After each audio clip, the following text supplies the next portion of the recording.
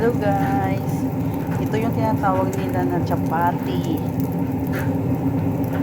Meron na ikaw yung gagawa o meron ding mabibili lang sa grocery, ha? Ayan siya guys, oh, binibili lang namin, hindi ako gumagawa.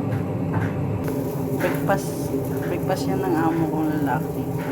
Yan, lalagyan ko siya ng kamatis at saka ng Jiban cheese. Yan yung cheese na nasa garapon. Ano ba yan sa Tagalog? Tapos ayan na guys, ginawa ko siyang ganyan. Nilagyan ko siya ng cheese at lagyan ng kamatis at naging ganito. Isi-serve ko na yan sa kanyang maya. No. Ayan. O diba? Napaka-simple lang siya. Simple lang na breakfast to. Hindi na nila ako pinapahirapan. Charot. Simple.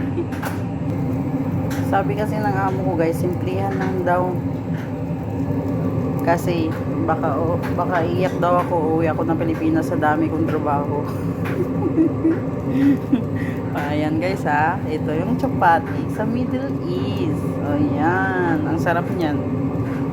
Ayan guys, thank you for watching.